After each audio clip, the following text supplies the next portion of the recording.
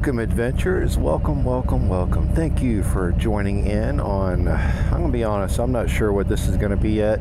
This might be 5 minutes of your time, or 5-ish minutes of your time, or this may be a rambling. We'll see. Got done at the doctor. Everything is okay. Heart rate is a little high for today. It's pumping out at 76 beats per minute. That might be partly because I basically chugged an energy drink before I got into the doctor's office, but you know, that is what that is. And my blood pressure was 117/80. No concerns there. That is normal blood pressure. That's not medicated or anything. All right, we got a green light. Let's go. Oh, so everything went well at the doctor. I got one of those flu shot thingamajigs, and the nurse who was giving me the flu shot apologized for, I guess, pulling it out too quickly. Haha, you like that one there, don't you? But I told her I didn't even feel it. I didn't feel it when she put it in. Uh-oh. And I didn't feel it when she pulled it out. So must not have been too big, right? But yeah, the doctor went well.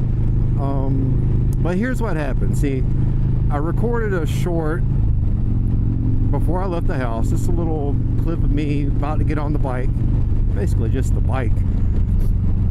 But I did a little clip of that. And then when I got to the doctor's office, I did a short just saying, hey, I was at the doctor's office. I was looking at tires. And I put one of the songs I've been listening to in the background. And then like 3% volume or something. So, you know, it would just be softly playing in the background. And it's all done off shorts, off the YouTube short creator. And when I got into the doctor's office a few minutes later and looked at it, I had a, what is it called? A copyright ping on it. And I was highly confused because there's no music outside where I'm at. The only music being played is coming off the app itself, what I used from the YouTube app to add it to the, you know, in my video. And I would think that'd be, you know, no worries of copyright using that stuff. I never thought I'd get a copyright strike because of something I got from YouTube. But I did. Or it was not a strike, not a hard strike. It was restricted because of the song, because of the copyright. And I was like, okay, you know what? I don't know what I did wrong here, and I won't be home for hours. What is going on here, guys? We are green and traffic is moving behind us. There you go. Come on, come on, come on.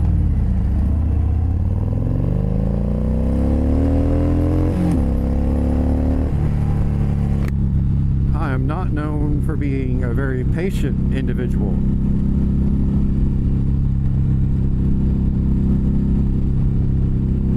So without being able to actually look at it and see what was going on or why, I opted to just delete that short and then re-upload it without the music in the background. So that's what I did. It worked out good.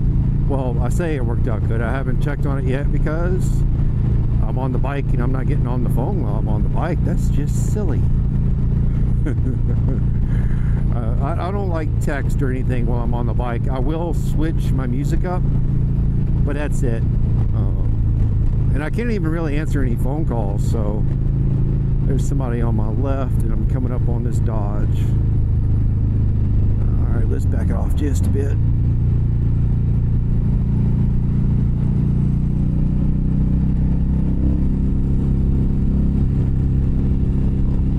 So guys, community guys, if you're familiar with that type of restricted audience copyright strike, let me know and what I should do to prevent that from happening again.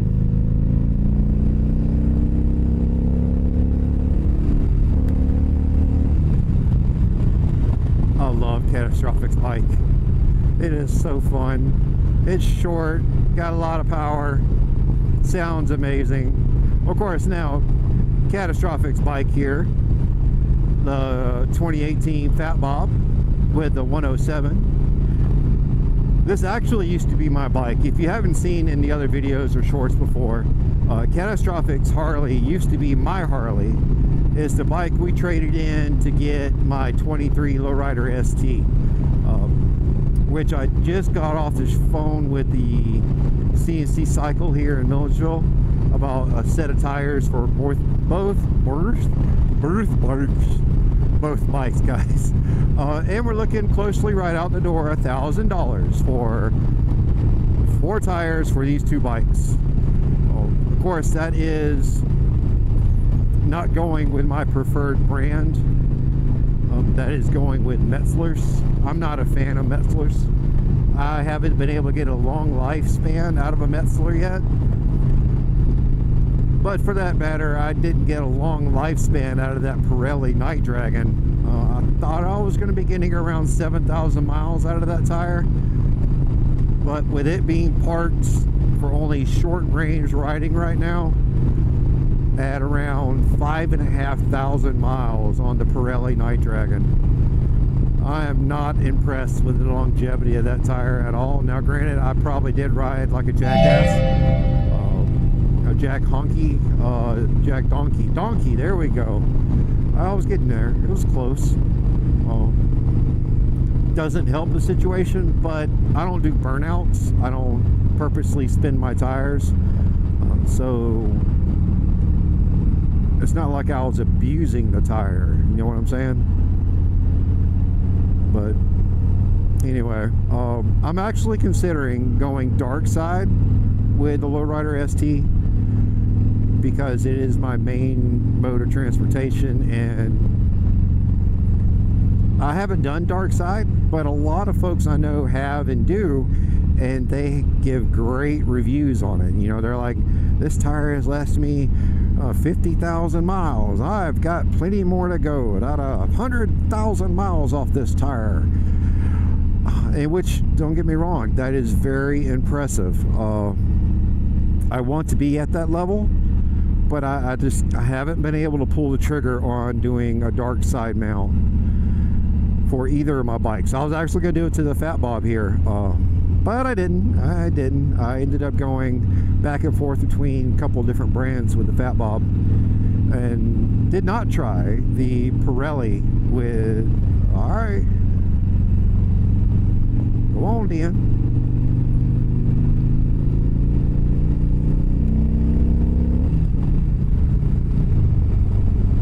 But like I said, I am not impressed with the Pirelli on the Lowrider ST. It did fantastic on Mala's CTX 700. But then again, that is a much lower powered bike. And with it having the DCT, which basically means it's automatic, it doesn't really allow you to put a lot of pressure against the tires. So that's partly to do with why it lasted as long as it did. But I'm either going to go dark side or something cheaper, like Shinko or what's that dang tire we put on? I can't remember the name of it, but it gives Shinko a good name. So I was going to try that, because let's be honest, if I'm burning out tires at 5,000 miles, I don't need to be spending $280, $350 for the tire. You know, it might as well be something cheap. That way I'm not losing my wallet every 6 to 7, 9 months, however long the tires last me. Let's see, I got the 23 Lowrider ST in white when it came out the week after it hit the showroom floor, and it's got roughly 12 to 13,000 miles on it, and it's been through 2 sets of tires on the back. So I'm not impressed. Now the Michelin Scorcher, I did get about 7.5 out of it, but it's the Michelin Scorcher. You know, you're not going to get fantastic out of it. But anyway, that's what I'm looking at, guys. That's what's going on. I got to see how I can help out Catastrophic getting tires on his bike here before he gets it, before he takes possession of it again. And he needs a new battery. I can feel it getting weak. And he needs to get new tail lights, or get the tail lights rewired and the plate bracket redone, or some stuff like that. He needs all that stuff done before he takes custody of it again, because he can't be riding this thing in and out of base with these complications. So we're gonna have to help him out some way or the other before he takes the bike. My bike can probably wait, honestly, because the Lowrider ST is my ride, but I also have a backup, the Brainies CTX. I can take it if I have to. Catastrophic's bike, getting it where it needs to be is more important to me right now than getting the Lowrider ST, the D20. Not a bulldozer, guys, not a bulldozer. A D20 is a 20-sided dice. Remind me to show y'all one in a short. But anyway, that's where we're at. That's what's going on.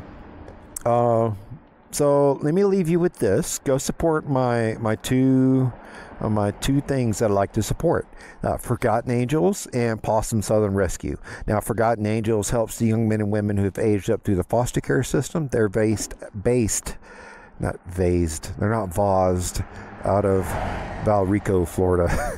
They're based out of Valrico, Florida, and they help the young men and women who have been aged up through the foster care system and the abuse they have suffered within the foster care system. They help to get them on the right path to be successful, to be happy individuals, and not repeat the cycle of abuse and abandonment. And that's also what Possum Southern Rescue does. They do the same thing, but they do it for canines, fur babies. And y'all know we love our canine fur babies around our house. We have 7, 2 of which have came from Possum Southern Rescue. So I highly recommend them. They are great folks to work with, and they help all sorts of dogs all the time. So if you will, guys, go give them some support. I really appreciate y'all coming by. I'm going to hang out here at the overpass for a few minutes. This is just to give you a heads up.